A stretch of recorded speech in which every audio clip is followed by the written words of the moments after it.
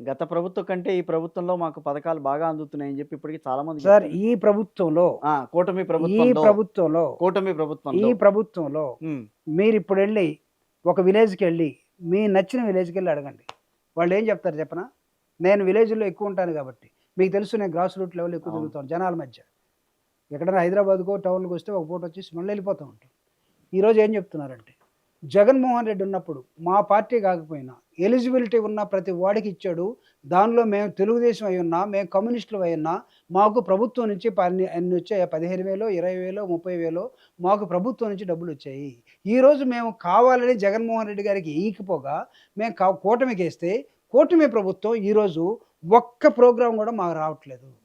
ఇది జగన్మోహన్ రెడ్డి గారి అభిమానులు గాని, వైఎస్ఆర్ కాంగ్రెస్ పార్టీ అభిమానులు గాని చెప్తున్న సబ్జెక్ట్ కాదు ఇది.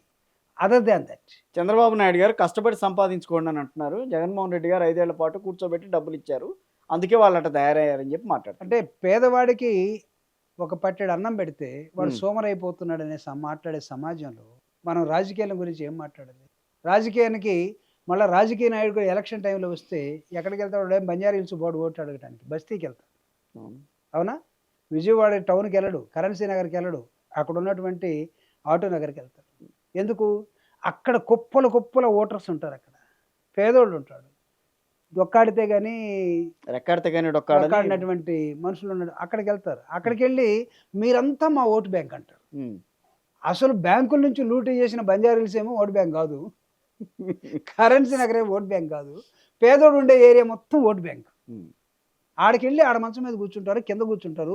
దండం పెడతారు. కాళ్ళు కొట్టుకుంటారు. ఓట్లు వేయించుకుంటారు. తర్వాత వాడు మొఖం చూడరు. ప్రభుత్వం దేనికండి? ఈరోజు మీరు ఒక ఎమ్మెల్యేని చూడండి.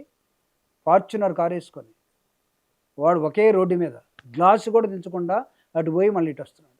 హ్మ్. ఎక్కడికి వెళ్ళింది మీ సర్వీసు? జగన్మోహన్ రెడ్డి గారు అనుభవించింది ఎక్కడ? మీరు అనుభవించంది ఎక్కడ? హ్మ్. ఒకవేళ మీ ఎమ్మెల్యేలు అద్భుతంగా పనిచేస్తున్నారు, జగన్మోహన్ రెడ్డి గారి పీరియడ్ అంతా దరిద్రంగా ఉందంటే మీ ఎమ్మెల్యేలు మీరే ర్యాంకింగ్ ఇస్తున్నారు కదా, ఒక్కడు కూడా పని చేయట్లేదని. మేమేం చెప్పట్లేదుగా.